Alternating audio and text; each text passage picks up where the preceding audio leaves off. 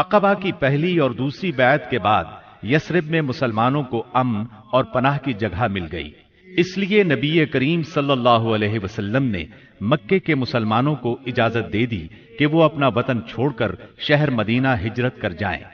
مکہ میں اب گنتی کے چند مسلمان رہ گئے تھے۔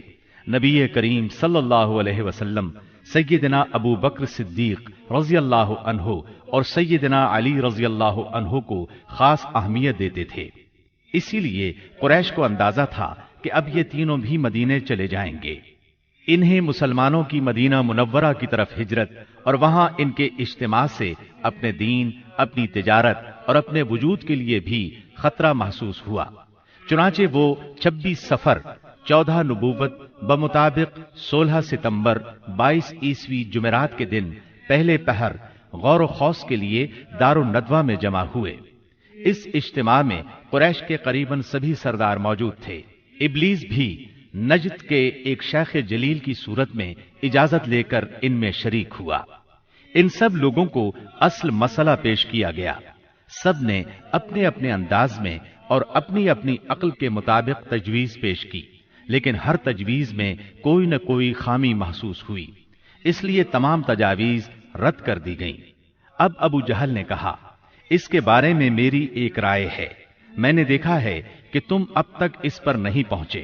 وہ رائے یہ ہے کہ ہم ہر قبیلے سے ایک مضبوط صاحب نسب اور باںکا جوان منتخب کریں، ان میں سے ہر ایک کو ایک ایک تلوار دیں، اس کے بعد سب کے سب اس شخص کا رخ کریں اور اسے ایک ہی وار میں اس طرح قتل کریں کہ سب کی تلواریں اس پر پڑیں۔ اس طرح اس کا خون سارے قبائل میں بکھر جائے گا اور عبد مناف سارے قبیلوں سے جنگ نہیں کر سکیں گے، اس لیے دیت یعنی خون بہا لینے پر راضی ہو جائیں گے اور وہ ہم انہیں دے دیں گے۔ شیخ نجدی یعنی ابلیس نے فوراً کہا، یہ ہوئی بات جو اس جوان نے کہی، رائے ہو تو ایسی، باقی سب بیکار۔ باقی لوگوں نے بھی اس رائے کو منظور کیا اور پھر اس کی تیاری میں لگ گئے۔ ابو جہل کے اس شیطانی منصوبے پر عمل کرنے کے لیے ایک رات سب قبیلوں کے بہادر ہاتھوں میں تلواریں لیے رسول اللہ صلی اللہ علیہ وسلم کے گھر کے چاروں طرف چھپ کر کھڑے ہو گئے۔ یہ قریش کا مکر تھا، لیکن انہوں نے یہ مکر اللہ سبحانہ و تعالی کے مقابلے میں کیا تھا، اس لیے اللہ نے اس طرح کا وار کیا کہ وہ سمجھ بھی نہ سکے۔ چنانچہ جبریل علیہ السلام نازل ہوئے اور نبی صلی اللہ علیہ وسلم کو قریش کی سازش کی خبر دی، ہجرت کی اجازت دی، دن اور نکلنے کا وقت مقرر کیا اور قریش کے مکر کو رد کرنے کا پروگرام بنایا۔ چنانچہ فرمایا، جس بستر میں آپ سویا کرتے ہیں آج کی رات اس بستر پر نہ سوئیں۔ چنانچہ اس رات آپ نے سیدنا علی رضی اللہ عنہ کو اپنے بستر پر سلا دیا۔ کفار نے آپ کے بستر پر سیدنا علی رضی اللہ عنہ کو چادر تانے سوئے ہوئے دیکھا تو گمان کیا کہ آپ سو رہے ہیں، چنانچہ فخر اور غرور سے مٹکنے لگے اور آپ کی گھات میں بیٹھ گئے، تاکہ جب آپ اٹھ کر باہر نکلیں تو سب آپ پر ٹوٹ پڑیں۔ ادھر رسول اللہ صلی اللہ علیہ وسلم عین اس حالت میں کہ یہ لوگ آپ کے گھر کو گھیرے میں لیے ہوئے تھے باہر تشریف لائے۔ آپ اس وقت سورہ یاسین کی آیت 9 تلاوت فرما رہے تھے۔ وَجَعَلْنَا مِن بَيْنِ أَيْدِيهِمْ سَدًّا وَمِنْ خَلْفِهِمْ سَدًّا فَأَغْشَيْنَاهُمْ فَهُمْ لَا يُبْصِرُونَ۔ ہم نے ان کے آگے رکاوٹ کھڑی کر دی اور ان کے پیچھے رکاوٹ کھڑی کر دی، پس ہم نے انہیں ڈھانک لیا اور وہ دیکھ نہیں رہے ہیں۔ چنانچہ اللہ تعالیٰ نے ان کی نگاہیں پکڑ لیں اور وہ آپ کا قطعاً احساس نہ کر سکے۔ اس کے بعد آپ اپنے گھر سے اسی وقت ابو بکر صدیق رضی اللہ عنہ کے گھر تشریف لے گئے اور انہیں اللہ کے حکم کی خبر دی۔ ابو بکر صدیق رضی اللہ عنہ پہلے ہی ہجرت کے لیے تیار تھے، چنانچہ انہوں نے اپنا تمام اثاثہ 6000 درہم اور ستوؤں کا تھیلا لیا اور مکان کی ایک کھڑکی سے نکل کر دونوں حضرات نے یمن کا رخ کیا اور فجر کی پو پھٹنے سے پہلے سور نامی پہاڑ کے ایک غار تک جا پہنچے۔ کوہ سور مکہ معظمہ سے 5 میل دور جنوب مغرب میں واقع ہے۔ اس ویران پہاڑ میں ایک تنگ غار ہے، یہ غار سور کے نام سے مشہور ہے۔ یہ غار اب تک موجود ہے، مکے سے مدینہ شمال کی طرف ہے۔ قریش کا خیال تھا کہ آپ نے اپنا سفر شمال ہی کی طرف کیا ہوگا، لیکن آپ اپنے سفر کا آغاز مخالف سمت سے کر کے غار سور میں جا پہنچے۔ ابو بکر صدیق رضی اللہ عنہ بھی آپ کے ساتھ تھے، اس لیے انہیں یار غار کہا جاتا ہے۔ رسول اللہ صلی اللہ علیہ وسلم اپنے یار غار کے ساتھ 3 دن اور 3 راتیں غار سور میں رہے۔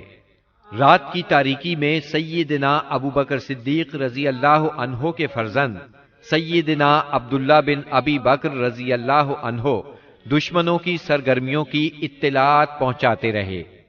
ادھر سیدنا ابو بکر صدیق رضی اللہ عنہ کے غلام عامر بن فہیرہ بکریاں چراتے رہتے، اور جب رات کا ایک حصہ گزر جاتا تو ان بکریوں کو لے کر ان کے پاس پہنچ جاتے۔ اس طرح دونوں حضرات دودھ نوش فرما لیتے۔ پھر صبح سویرے ہی عامر بن فہیرہ بکریاں ہانک کر چل دیتے، اور وہ بکریوں کو عبداللہ بن ابی بکر رضی اللہ عنہ کے قدموں کے نشانات پر سے لے جاتے تاکہ وہ نشانات مٹ جائیں۔ باقی رہے قریش تو ان کے جوان رسول اللہ صلی اللہ علیہ وسلم کے اٹھنے کے انتظار میں گھر کو گھیرے بیٹھے رہے، یہاں تک کہ صبح ہو گئی۔ صبح ہونے پر جب سیدنا علی رضی اللہ عنہ آپ کے بستر سے اٹھے تو قریش کے ہوش اڑ گئے۔ انہوں نے سیدنا علی رضی اللہ عنہ سے آپ کے بارے میں پوچھا تو انہوں نے جواب دیا، مجھے علم نہیں۔ اس پر انہوں نے سیدنا علی رضی اللہ عنہ کو مارا اور گھسیٹ کر خانہ کعبہ تک لے گئے۔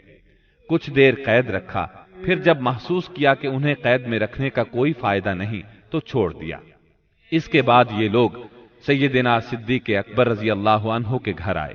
ان کی صاحبزادی سیدہ اسماء رضی اللہ عنہا سے ان کے بارے میں پوچھا۔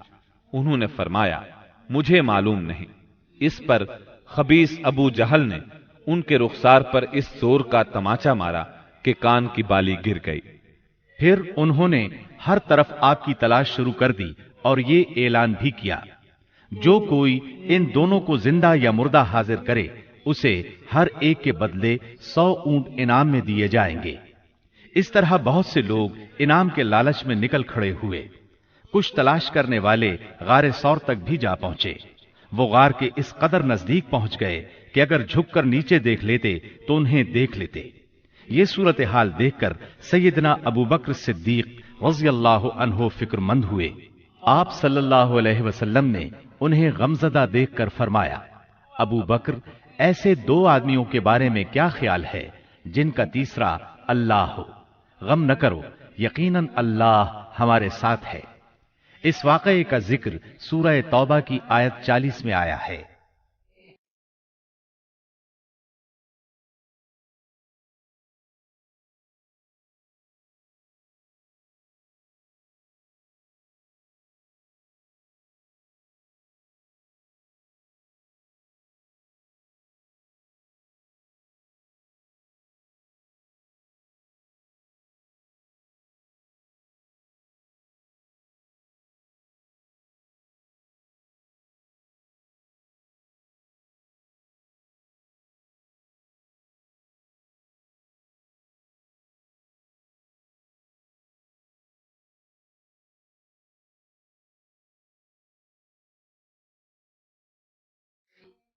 اگر تم اس کی مدد نہ کرو گے تو اس کی اللہ نے مدد کی ہے، جس وقت انہیں کافروں نے نکالا تھا کہ وہ 2 میں سے دوسرا تھا، جبکہ وہ دونوں غار میں تھے۔ جب وہ اپنے ساتھی سے کہہ رہے تھے کہ تو غم نہ کر، اللہ ہمارے ساتھ ہے، پھر اللہ نے اپنی طرف سے تسکین نازل فرما کر ان لشکروں سے اس کی مدد کی جنہیں تم نے دیکھا ہی نہیں۔ اس نے کافروں کی بات کو پست کر دیا، اور بات تو اللہ ہی کی بلند ہے، اور اللہ زبردست حکمت والا ہے۔ پیر کی رات ربیع الاول 1 ہجری کو نبی کریم صلی اللہ علیہ وسلم غار سور سے باہر تشریف لائے۔ آپ نے ایک شخص عبداللہ بن عریقت کو اجرت پر رہنمائی کے لیے مقرر کر لیا تھا۔ یہ شخص اگرچہ قریش کے دین پر تھا، لیکن اس پر آپ کو اعتماد تھا۔ وہ وعدے کے مطابق 2 سواریاں لیے جبل سور کے دامن میں آ گیا اور رسول اللہ صلی اللہ علیہ وسلم اور سیدنا ابو بکر صدیق رضی اللہ عنہ نے کوچ کیا۔ ان کے ساتھ عامر بن فہیرہ بھی تھے۔ عبداللہ بن عریقت آپ کو لیے پہلے جنوب کی جانب یمن کے رخ پر دور تک چلا، پھر مغرب کی طرف مڑا اور ساحل سمندر کا رخ کیا۔ ساحل کے قریب پہنچ کر وہ شمال کی طرف مڑ گیا اور ایک ایسے راستے پر چلا کہ اس پر کوئی مشکل ہی سفر کرتا تھا۔ دوسرے دن یہ مختصر سا قافلہ ایک خیمے کے پاس پہنچا۔ یہ خیمہ قدید کے اطراف میں مشلل کے علاقے میں تھا۔ مشلل مکہ معظمہ سے 130 کلومیٹر کے فاصلے پر ہے۔ اس خیمے میں ایک عورت موجود تھی۔ آپ نے اس عورت سے فرمایا، تمہارے پاس کھانے کے لیے کچھ ہے؟ اس نے معذرت کی اور بتایا، میری بکریاں چرنے کے لیے گئی ہیں۔ خیمے میں آپ کو ایک بکری نظر آئی۔ وہ بہت کمزور تھی، ریوڑ کے ساتھ نہیں جا سکتی تھی، اس لیے خیمے میں موجود تھی۔ اس کے تھنوں میں نام کو بھی دودھ نہیں تھا۔ رسول اللہ نے فرمایا، اگر آپ اجازت دیں تو ہم اس بکری کا دودھ دوہ لیں۔ یہ سن کر اس نے کہا، اس بکری میں دودھ کہاں؟ آپ نے فرمایا، آپ اجازت تو دیں۔ اس نے اجازت دے دی۔ آپ نے اسے دوہا تو دودھ سے ایک برتن بھر گیا۔ برتن اتنا بڑا تھا کہ ایک پوری جماعت مل کر اس کو اٹھا سکتی تھی۔ ام معبد کی حیرت کی انتہا نہ رہی۔ آپ نے پہلے اسے دودھ پلایا، جب وہ سیر ہو گئی تو اپنے ساتھیوں کو پلایا۔ جب وہ بھی سیر ہو گئے تو آپ نے دودھ نوش فرمایا۔ پھر اس برتن کو تھنوں کے نیچے رکھ کر دودھ دوہا۔ وہ برتن دوبارہ بھر گیا۔ برتن ام معبد کے پاس چھوڑ کر آپ آگے روانہ ہوئے۔ بکریاں چرا کر جب اس عورت کا خاوند گھر آیا تو دودھ سے بھرا برتن دیکھ کر حیران ہوا۔ دریافت کرنے پر ام معبد نے ساری بات کہہ سنائی۔ نبی صلی اللہ علیہ وسلم کا حلیہ سر سے لے کر پاؤں تک اور بات چیت کا انداز تک اسے بتایا۔ یہ سن کر ابو معبد بول اٹھا، یہ تو واللہ صاحب قریش ہیں۔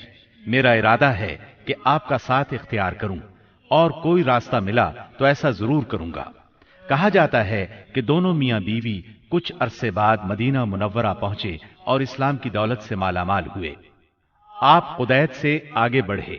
ادھر سراقہ بن مالک بن جوشم مدلجی نے قریش کے انعام کا اعلان سن کر لالچ میں آ کر اپنے گھوڑے پر آپ کا پیچھا کیا اور قدید تک پہنچ گیا۔ آپ کے نزدیک پہنچا تو اس کا گھوڑا پھسل گیا۔ سراقہ نیچے آ گرا۔ وہ اٹھا اور فال کے تیر نکالے۔ دیکھنا چاہتا تھا کہ اسے کوئی نقصان تو نہیں پہنچنے والا۔ تیر وہ نکلا جو ناپسندیدہ تھا، لیکن اس نے بری فال کی پرواہ نہ کی۔ پھر سوار ہو کر آگے بڑھا۔ وہ اس حد تک قریب پہنچ گیا کہ آپ کی قرات کی آواز سنائی دینے لگی۔ آپ نے اس طرف کوئی توجہ نہ کی، جبکہ سیدنا ابو بکر صدیق رضی اللہ عنہ بار بار مڑ کر دیکھ رہے تھے۔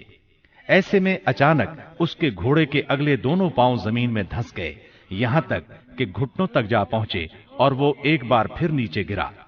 سراقہ نے گھوڑے کو ڈانٹا، اسے بڑی مشکل سے کھڑا کیا، اس کے پاؤں زمین سے نکالے۔ جب وہ سیدھا کھڑا ہوا تو اس کے پاؤں کے نشانات سے دھوئیں جیسا غبار آسمان کی طرف اڑ رہا تھا۔ سراقہ نے پھر فال کے تیر نکالے، پھر وہی ناپسندیدہ تیر نکلا۔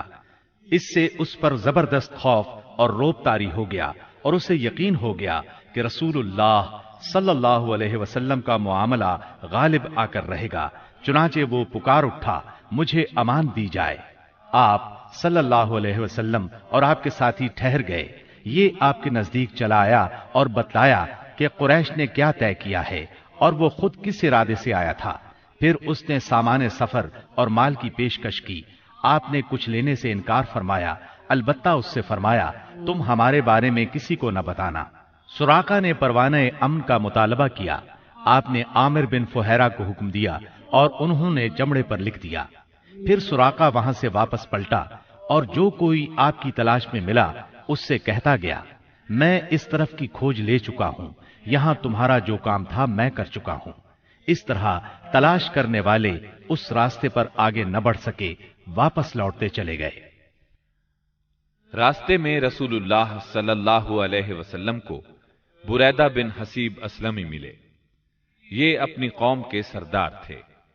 قریش نے جس زبردست انعام کا اعلان کر رکھا تھا، اسی کے لالچ میں نبی صلی اللہ علیہ وسلم اور سیدنا ابو بکر صدیق رضی اللہ عنہ کی تلاش میں نکلے تھے، لیکن جب رسول اللہ صلی اللہ علیہ وسلم سے سامنا ہوا اور بات چیت ہوئی تو نقد دل دے بیٹھے اور اپنی قوم کے 70 آدمیوں سمیت وہیں مسلمان ہو گئے۔